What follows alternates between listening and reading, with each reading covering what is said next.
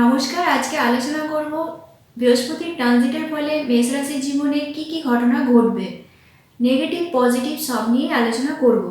তো বৃহস্পতি আপনার থার্ড হাউসে আছে 2 জুন পর্যন্ত, কিন্তু এরপর বৃহস্পতি আপনার ফোর্থ হাউসে চলে আসবে।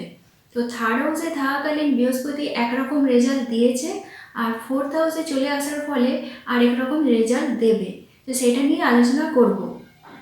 জুনের পর বৃহস্পতি যখন আপনার ফোর্থ হাউসে আসবে, তখন যেটা মেনলি হবে সেটা হলো বৃহস্পতি আমাদের সাংসারিক গ্রহ, সুখ শান্তি প্রদানকারী গ্রহ। আর ফোর্থ হাউসও হচ্ছে আমাদের মানসিক সুখ শান্তি। তো বৃহস্পতি আপনার ফোর্থ হাউসে আসার ফলে একটা মানসিক সুখ শান্তি তো আপনি অবশ্যই পাবেন, এবং গাড়ি বা প্রপার্টি যারা কিনতে চাইছেন তাদের কেনার একটা সুযোগ থাকছে।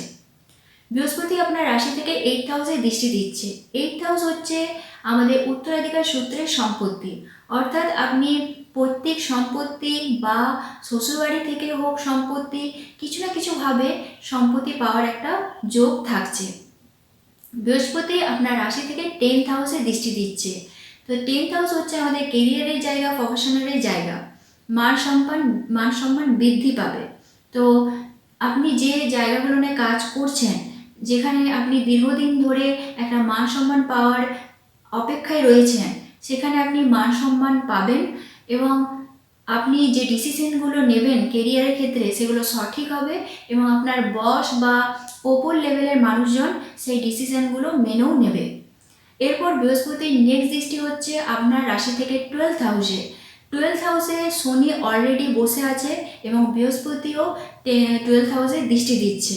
ফলে শনি তো আপনাকে খরচা করাবে, কিন্তু বৃহস্পতি আপনাকে ভুলভাল পথে খরচা করাবে না, সঠিক পথেই খরচা করাবে। 12th হাউসে দৃষ্টি দেওয়ার ফলে আপনার লং ট্রাভেল হতে পারে, বিদেশ যাত্রা হতে পারে, ফরেন কানেক্টিভিটি বাড়তে পারে। তো আজকের মতো ভিডিও এই পর্যন্তই। দেখা হবে নেক্সট ভিডিওতে। ততক্ষণ আপনারা ভালো থাকুন, সুস্থ থাকুন।